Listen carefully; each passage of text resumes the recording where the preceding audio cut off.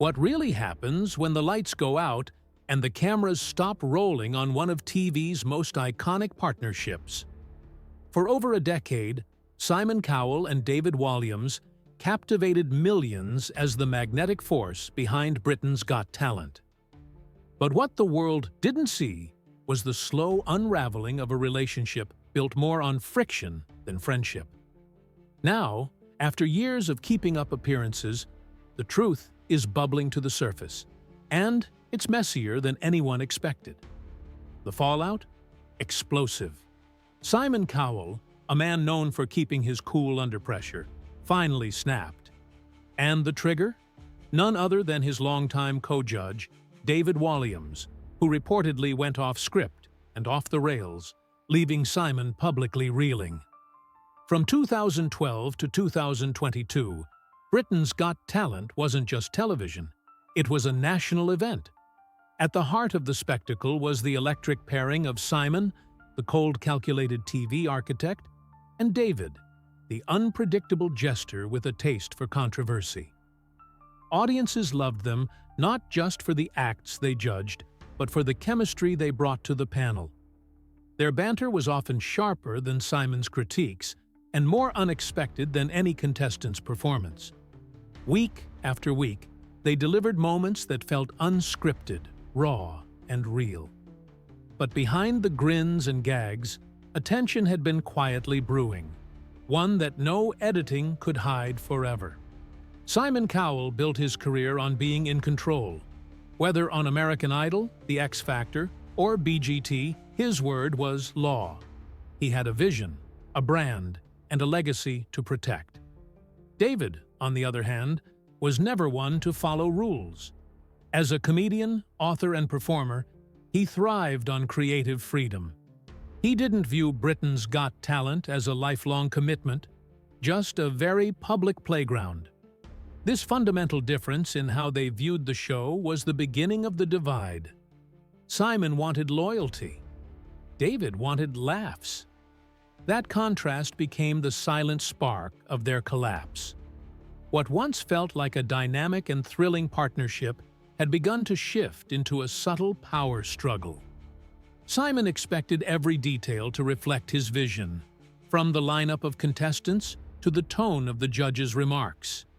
David, however, didn't always stick to the script. He thrived in chaos, in spontaneity, and often pushed the boundaries of what was acceptable live on air. For a while, that unpredictability worked. It added spice to the show and kept viewers guessing. But behind the curtain, each moment of rebellion chipped away at Simon's patience. By 2018, crew members reportedly noticed a shift in energy during production. Passive-aggressive remarks in meetings. David openly mocking Simon's seriousness. Simon countering with icy professionalism. The Golden Duo had become a careful balancing act, each man playing a role in a high-stakes performance. And as the years passed, that performance grew more exhausting. What fans didn't realize was that every smile was rehearsed, every laugh layered over a silent disagreement. The empire Simon had built now had a co-star who refused to play by his rules. Then came the incident that turned quiet tension into public chaos. January 2020. The London Palladium. Cameras off, crowd gone, and the cast winding down during a filming break. That's when it happened. David was overheard making shocking remarks about auditioning contestants, unaware that a microphone was still live. Britain's Got Talent kept viewers glued to their screens. But behind those hooks were real human tensions, fragile egos, and diverging paths. David's focus had always been wide: children's books, acting, comedy tours, while Simon stayed laser-focused on dominating TV. That divergence was fine at first, but the longer they stayed side by side, the more those differences became impossible to ignore. And now, fans are left wondering, can a brand survive when the faces of it no longer stand united? Has Simon finally drawn a line that even David can't cross back over? The story of their fallout is still unfolding, and as new details surface, the legacy of Britain's Got Talent may never look the same again. The cameras may have paused, but the damage was already done. In a moment meant to stay tucked away between takes, a private conversation turned into a public explosion. And not even David Walliams saw it coming.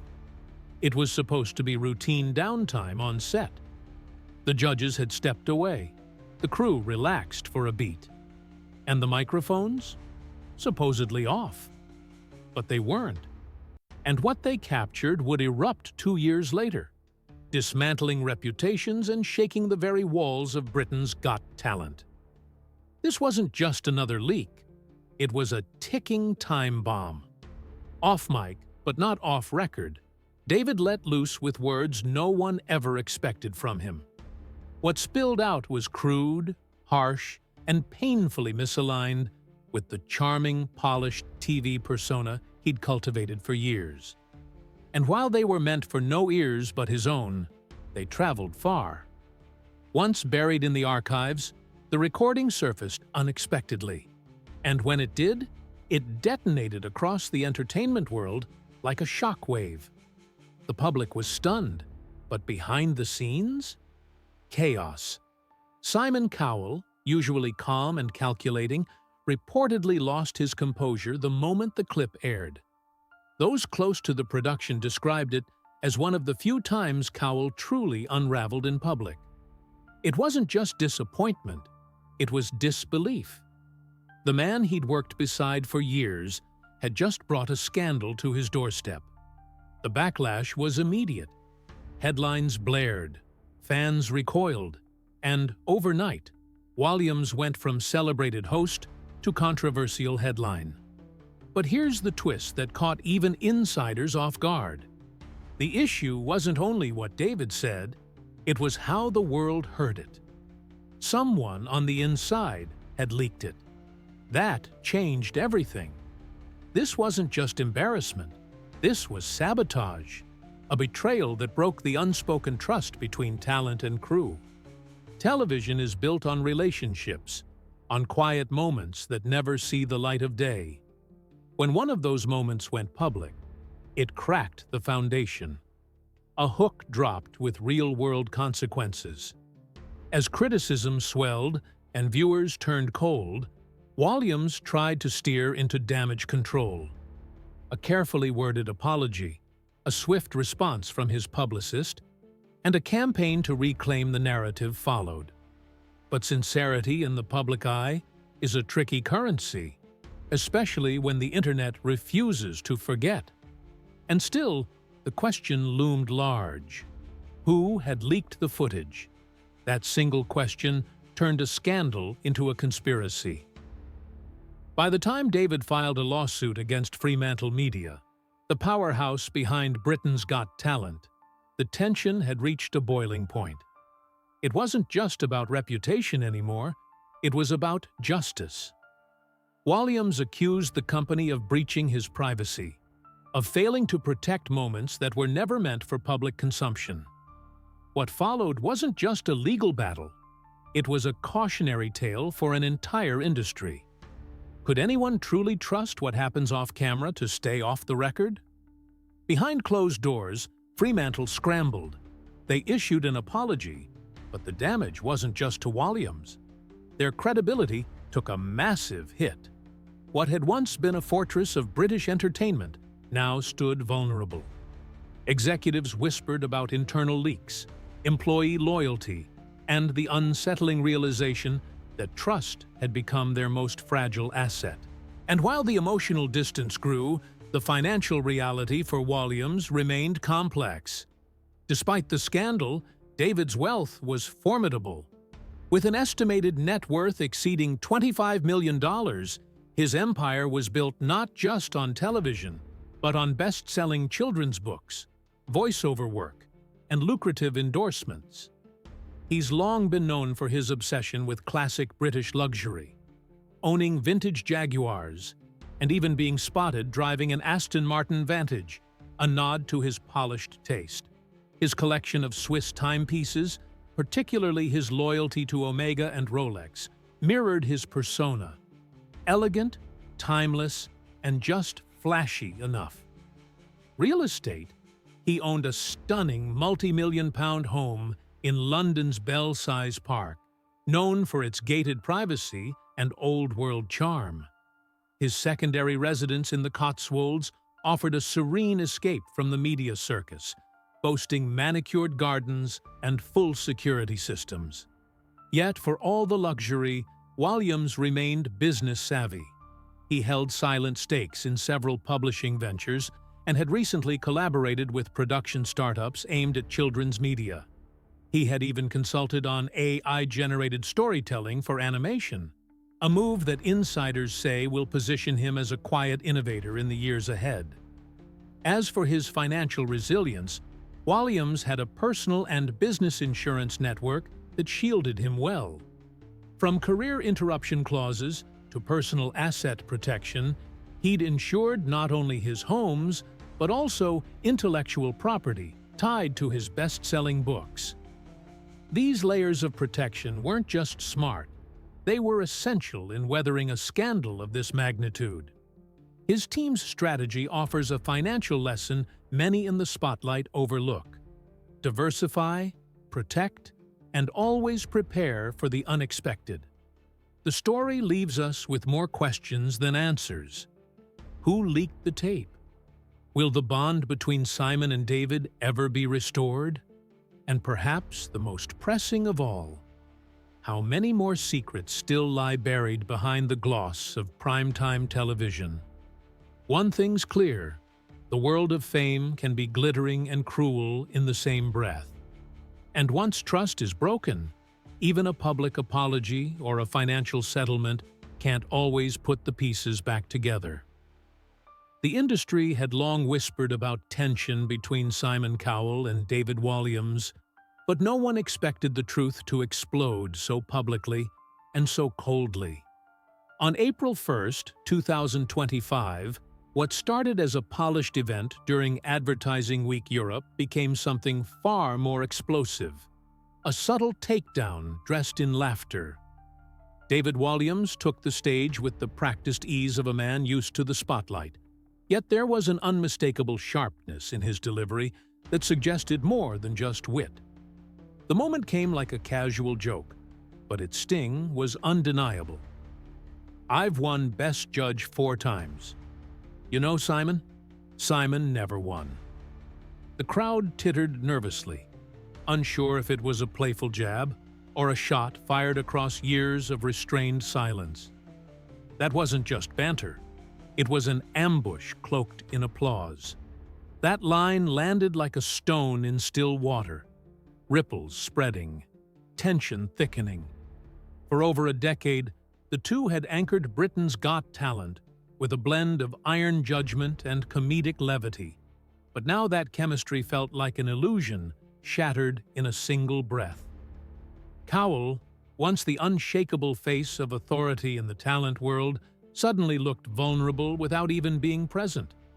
Walliams didn't just challenge him, he erased the mythology. Behind the scenes, murmurs turned into urgent chatter. Producers exchanged sidelong glances. Former colleagues stepped into shadowed hallways to gossip. Was it true? Had they really not spoken in years? It didn't take long for insiders to confirm what the public had only suspected. The camaraderie was gone. What came next was something Cowell had long kept buried. The mask dropped, not on stage, but in a locked-door meeting with his most loyal allies. For once, there were no rehearsed statements, no PR spin. There was just Simon, raw, angry, and disillusioned. Years of pressure and pride exploded in one chilling moment. Chairs moved, voices rose, and in that storm, Cowell finally said it. "We are done." Not a shout, not a threat. It was a final breath after years of silent struggle. That line didn't just mark the end of a friendship, it marked the fall of an empire's most defining chapter. The man who once commanded television with a smirk and a signature V-neck was now staring at the collapse of something far more personal: his identity. It wasn't about Walliams alone. The tensions had festered for years. Backstage glances, clipped remarks, subtle power shifts. The bond that once fueled the magic of Britain's Got Talent had already rotted beneath the surface. Walliams may have delivered the final blow, but the foundation had been cracking long before. The silence that followed that meeting wasn't just internal. It reverberated across networks, social feeds, tabloids. Fans felt the shift, even if they couldn't name it. Suddenly, the heart of the show was missing. Cowell showed up, yes, but there was something different behind the grin. Less sparkle, more shadow. And as for Walliams, he didn't vanish, he reinvented. Projects lined up, books, collaborations, public appearances. But something in him had changed too. The whimsical judge, who once lightened the stage with charm and cheek, had given way to someone sharper, more careful. That infamous clash had etched itself into his public image. People weren't just watching him, they were watching for him, wondering what he'd say next, what secrets still lingered in his silence. But here's the twist. While the media dissected the drama, both men carried their own private grief. Because this wasn't just about television, it was about legacy, about losing the one person who once understood the pressure, the spotlight, the constant performance. And when that kind of bond shatters, it doesn't make noise. It leaves an echo. What followed was an industry-wide reckoning. Talent shows that once followed Cowell's blueprint started to question their own formulas. The curtain had lifted on the cost of keeping the show alive. Not just the money or ratings, but the human toll, strained friendships, unspoken resentment, crumbling trust. Even Cowell's empire, once thought untouchable, began to show signs of strain. Networks started favoring new voices, younger creators, fresher formats. Meanwhile, Cowell continued to appear, suits tailored, hair perfect. But the weight of holding it all together was starting to show. He wasn't just fighting for relevance, he was fighting to keep the illusion intact. As the dust settles, the entertainment world waits. Will either of them reclaim what was lost, or will they remain two separate stars, orbiting in silence, forever defined by a moment that changed everything? Let us know what you think. Was this truly the end, or just the beginning of a new chapter for both Simon and David? Drop your thoughts in the comments. Thank you for joining us on this emotional ride, and we'll see you next time.